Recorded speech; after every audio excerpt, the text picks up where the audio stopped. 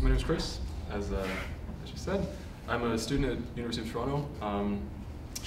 I appreciate your attempt to pronounce the name of where we're from, and it's always been an issue with me ever since I moved here 4 years ago. It's always been a struggle to explain exactly where I'm from. I'd use things like the middle of nowhere, or I'd say like 10 minutes close to Creemore, Ontario, which is known for its beer, or I'd just say I was raised by wolves because no one ever kind of knew what I was talking about.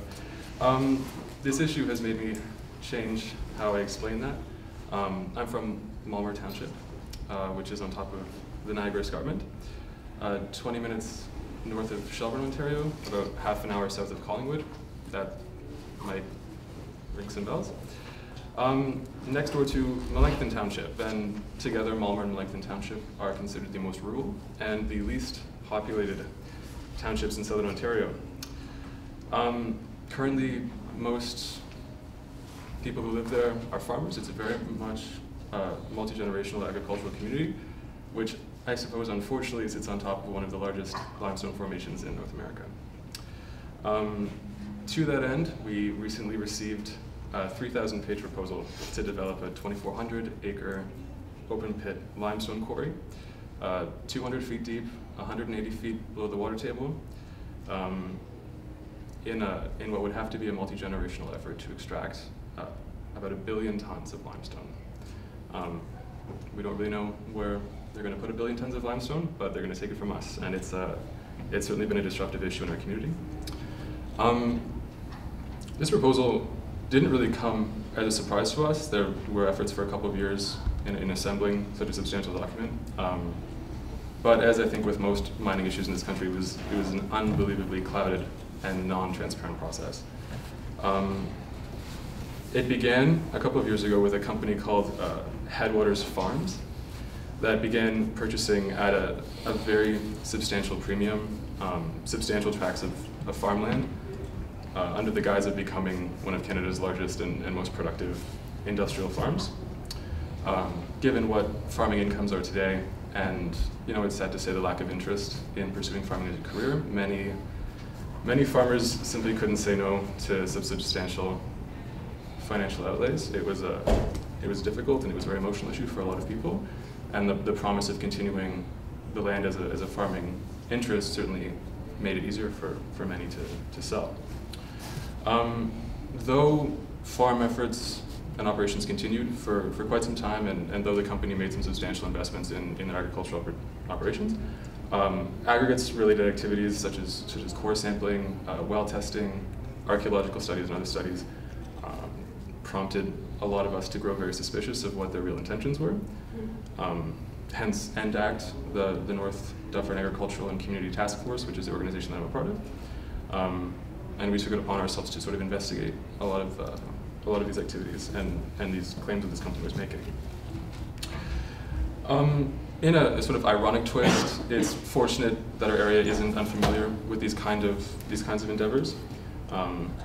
We have dealt with aggregates applications before, and thankfully had a bit of a community mechanism in place that had been used to fighting these and fundraising and organizing, and it was an issue that many people had top of mind from previous fights. However, we've never confronted anything on this scale, nor anything that would affect such a large area and such a widespread demographic of people.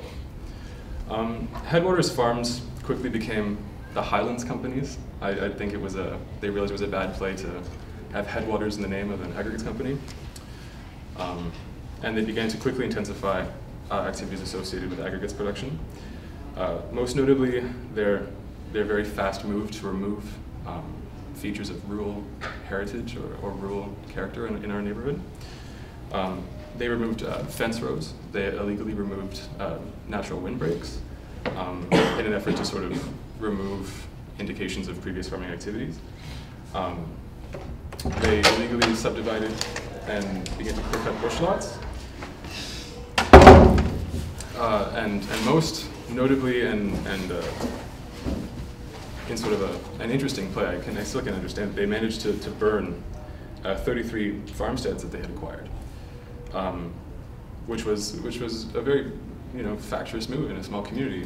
When you only have a few hundred people living there, like volunteer fire departments suffer, church attendance falls down, and depending on your affiliation doesn't really matter. These are organs of a community, and they're very much being removed. Not to mention just the demoralizing factor of having, homes burned in a small community of people who have been there for their entire lives. In addition to that, there was a very expertly devised scheme of political interference. Municipal politics are small town politics, and there's very few professional politicians. Headwaters and then Highlands managed to create numerous conflict of interests and multi-million-dollar incentives for councils to vote certain directions. And it has really been probably our largest local challenge, is political interference. In addition to the total lack of transparency in dealing with a company backed by an American hedge fund and for tax purposes registered in Nova Scotia, whose head office is a post office box in Hamilton. It's been a challenge to find the people who are proposing this and dealing with them. I'm assuming that many of you are aware of the environmental consequences of open pit mining, digging 200 feet below the water table. In the company's own estimation, would require the management of 600 million liters of water a day.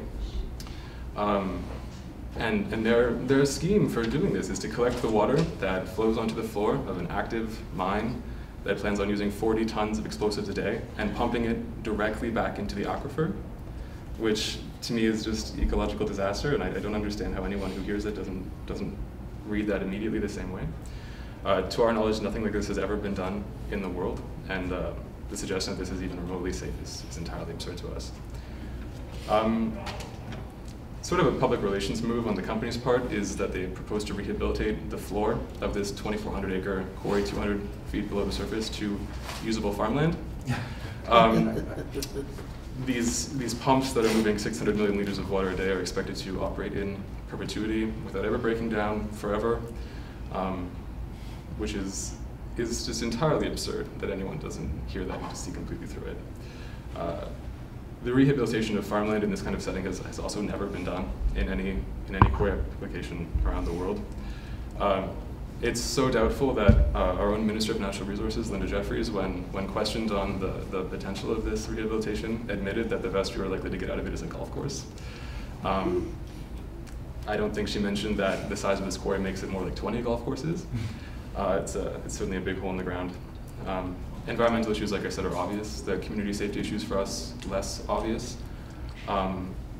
The sort of interesting topography and geography of where we're from and the sparse population has meant that we're pretty underserviced when it comes to infrastructure. And when you talk about 40-ton transport trucks every 30 seconds on very few arterial roads, you run into issues with school bus traffic and emergency vehicle traffic and truly issues that make it a very unlivable place.